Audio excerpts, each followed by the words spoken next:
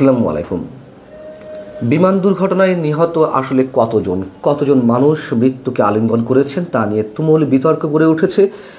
বাংলাদেশের কোনো গণমাধ্যমে এই ধরনের কোনো প্রশ্ন উত্থাপন না হলেও সামাজিক যোগাযোগ মাধ্যমে ব্যাপক গুঞ্জন বলি, নানান ধরনের তথ্য বলি সেগুলো আসছে। আমরা অন্তত সামাজিক যোগাযোগ মাধ্যমের এই তথ্যগুলো ফরমাল এই আলোচনায় আনতে চাই না। যদিও সামাজিক যোগাযোগ মাধ্যমে এমন অনেক তথ্য, এমন অনেক সংবাদ উঠে আসে যেগুলো সাম্প্রতিক সময়ে আমাদের ট্র্যাডিশনাল মিডিয়াগুলোতে উঠে আসতে বেশ কিছু রহস্যজনক কারণে তারা এগুলো প্রকাশ করে না।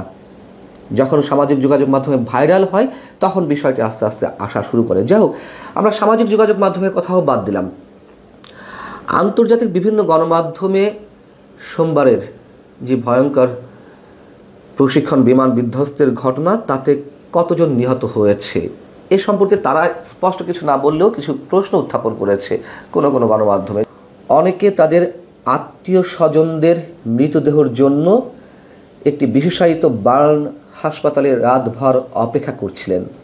মধ্যরাতের দিকে মোহাম্মদ আব্দুর রহিম তার চাচাতো বোন আফিয়া আক্তারকে একটি হাসপাতালে খুঁজছিলেন এবং তিনি অর্থাৎ Mohammad Abdur Rahim associated press APK বলছেন, আমরা আমার চাচাতো বোনকে খুঁজে পাইনি, সে নিখোঁজ। এখানকার ডাক্তাররা আমাদের অন্য হাসপাতালে যেতে বলেছেন। এবং ফ্লাইট লেফটেন্যান্ট অর্থাৎ বিধ্বস্ত বিমানটির যিনি পাইলট ছিলেন, তিনি ঘনবসতি এলাকা থেকে জনবহুল এলাকায় নিয়ে যাওয়ার সর্বাত্মক চেষ্টা করছিলেন বলে আইএসপিআর জানিয়েছে। কিন্তু এটি বলছে যে এ বিষয়ে আইএসপিআরের বা বিমান কিংবা সেনাবাহিনীর স্পষ্ট কোনো তথ্য পাওয়া যায়নি। এটি হয়তো আইএসপিআর তারা যখন ইন্টারভিউ করছিল তারপরে স্পষ্ট করেছে। যাই হোক, ওয়াশিংটন পোস্ট তারা কি বলছে, আর এক আন্তর্জাতিক গণমাধ্যম, তার বক্তব্যটা এরকম যে সেনাবাহিনী লাঠি ব্যবহার করে শিক্ষক এবং ছাত্রদের ঘটনাস্থল থেকে সরিয়ে দেয়।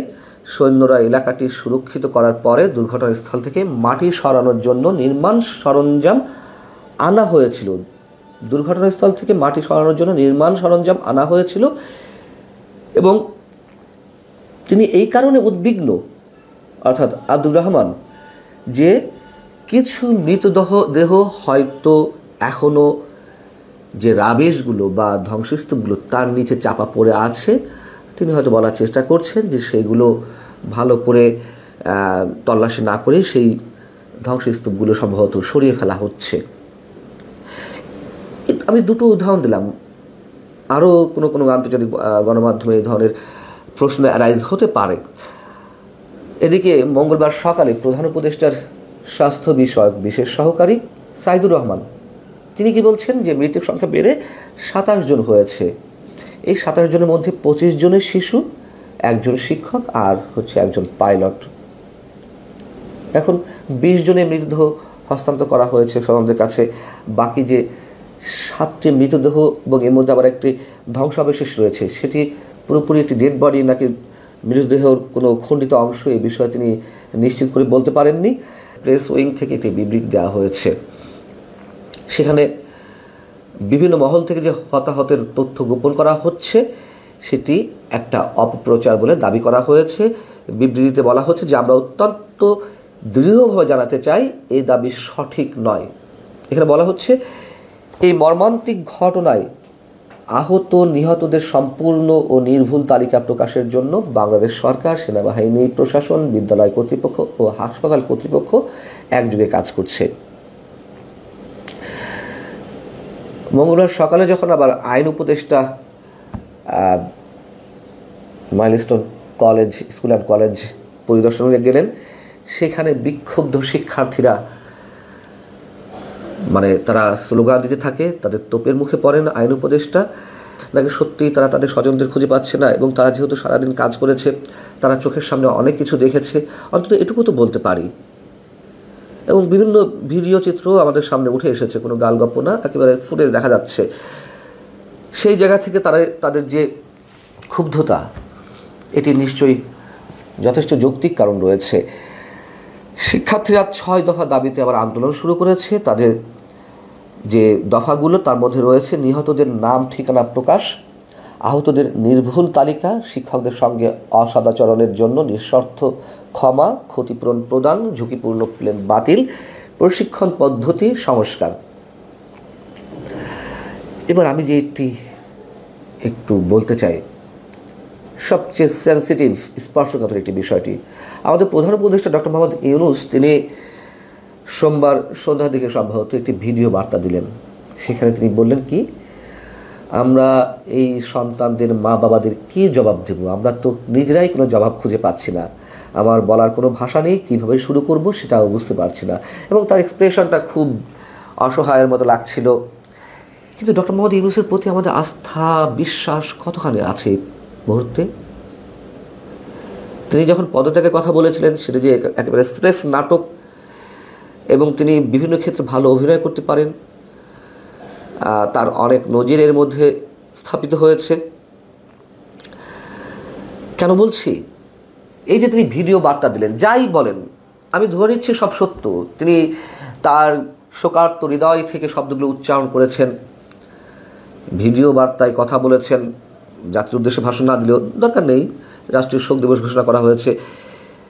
কিন্তু আমি যতক্ষণে এই ভিডিওটি রেকর্ড করছি, সোমবার 1:06 মিনিটে বিমান দুর্ঘটনাটি ঘটল, তারপর থেকে 24 ঘন্টা প্রায় 12:30টার সময় আমি এই ভিডিওটি রেকর্ড করছি, অর্থাৎ প্রায় 24 ঘন্টার মধ্যে প্রধান উপদেষ্টা আহতদের দেখতে কোনো হসপিটালে যেতে পারলেন না, ক্ষতিগ্রস্ত মাইলস্টোন স্কুল অ্যান্ড কলেজে যেতে পারলেন না।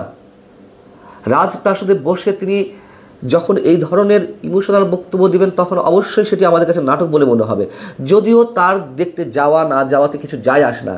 কিন্তু এটা তো স্বাভাবিক নর্মস, কিছু প্রথা তো দাঁড়িয়ে গেছে আমাদের। সেখানে আহত নিহতদের স্বজনরা একটু শক্তি পেতে পারেন যে সরকারের নির্বাহী প্রধান তিনি গেছেন, এবং সাধারণ মানুষের মধ্যে সমালোচনাগুলো ওঠে না। বড় অদ্ভুতভাবে দেখলাম তিনি রাজপ্রাসাদে বসে যমুনার বাসভবনে থেকে তিনি ভিডিও বার্তা দিচ্ছেন, 24 ঘন্টার মধ্যেও তিনি হাসপাতাল পরিদর্শনে যেতে পারলেন না, কোনো হাসপাতাল। ভালো থাকুন সবাই, আল্লাহ হাফেজ। দেখে সত্যিই তারা তাদের স্বজনদের খুঁজে পাচ্ছে না, এবং তারা যেহেতু সারাদিন কাজ করেছে, তারা চোখের সামনে অনেক কিছু দেখেছে, অন্তত এটুকু তো বলতে পারি। এবং বিভিন্ন ভিডিও চিত্র আমাদের সামনে উঠে এসেছে, কোনো গালগপ্প না, একেবারে ফুটেজ দেখা যাচ্ছে। সেই জায়গা থেকে তাদের যে ক্ষুব্ধতা, এটি নিশ্চয়ই যথেষ্ট যৌক্তিক কারণ রয়েছে। শিক্ষার্থীরা 6 দফা দাবিতে আবার আন্দোলন শুরু করেছে। তাদের যে দফাগুলো তার মধ্যে রয়েছে নিহতদের নাম ঠিকানা প্রকাশ, আহতদের নির্ভুল তালিকা, শিক্ষকদের সঙ্গে অসদাচরণের জন্য নিঃশর্ত ক্ষমা, ক্ষতিপূরণ প্রদান, ঝুঁকিপূর্ণ প্লেন বাতিল, প্রশিক্ষণ পদ্ধতি সংস্কার। এবার আমি যে একটু বলতে চাই, সবচেয়ে সেন্সিটিভ স্পর্শকাতর একটি বিষয়টি, আমাদের প্রধান উপদেষ্টা ডক্টর মোহাম্মদ ইউনূস তিনি সোমবার সন্ধ্যার দিকে সম্ভবত একটি ভিডিও বার্তা দিলেন। সেখানে তিনি বললেন কি, আমরা এই সন্তানদের মা বাবাদের কী জবাব দেব, আমরা তো নিজেরাই কোনো জবাব খুঁজে পাচ্ছি না, আমার বলার কোনো ভাষা নেই, কীভাবে শুরু করব সেটাও বুঝতে পারছি না। এবং তার এক্সপ্রেশনটা খুব অসহায়ের মতো লাগছিল। কিন্তু ডক্টর মোহাম্মদ ইউনূসের প্রতি আমাদের আস্থা বিশ্বাস কতখানি আছে মুহূর্তে? তিনি যখন পদত্যাগের কথা বলেছিলেন সেটা যে একেবারে স্রেফ নাটক, এবং তিনি বিভিন্ন ক্ষেত্রে ভালো অভিনয় করতে পারেন, তার অনেক নজির এর মধ্যে স্থাপিত হয়েছে। কেন বলছি? এই যে তিনি ভিডিও বার্তা দিলেন, যাই বলেন আমি ধরে নিচ্ছি সব সত্য। তিনি তার শোকার্ত হৃদয় থেকে শব্দগুলো উচ্চারণ করেছেন, ভিডিও বার্তায় কথা বলেছেন, জাতির উদ্দেশ্যে ভাষণ না দিলেও দরকার নেই, রাষ্ট্রীয় শোক দিবস ঘোষণা করা হয়েছে। কিন্তু আমি যতক্ষণে এই ভিডিওটি রেকর্ড করছি, সোমবার 1:06 মিনিটে বিমান দুর্ঘটনাটি ঘটল, তারপর থেকে 24 ঘন্টা প্রায় 12:30টার সময় আমি এই ভিডিওটি রেকর্ড করছি, অর্থাৎ প্রায় 24 ঘন্টার মধ্যে প্রধান উপদেষ্টা আহতদের দেখতে কোনো হসপিটালে যেতে পারলেন না, ক্ষতিগ্রস্ত মাইলস্টোন স্কুল অ্যান্ড কলেজে যেতে পারলেন না? রাজপ্রাসাদে বসে তিনি যখন এই ধরনের ইমোশনাল বক্তব্য দিবেন তখন অবশ্যই সেটি আমাদের কাছে নাটক বলে মনে হবে, যদিও তার দেখতে যাওয়া না যাওয়াতে কিছু যায় আসে না, কিন্তু এটা তো স্বাভাবিক নর্মস। কিছু প্রথা তো দাঁড়িয়ে গেছে আমাদের। সেখানে আহত নিহতদের স্বজনরা একটু শক্তি পেতে পারেন যে সরকারের নির্বাহী প্রধান তিনি গেছেন, এবং সাধারণ মানুষের মধ্যে সমালোচনাগুলো ওঠে না।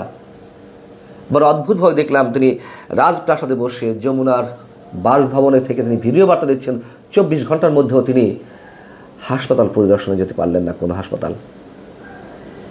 ভালো থাকুন সবাই, আল্লাহ হাফেজ।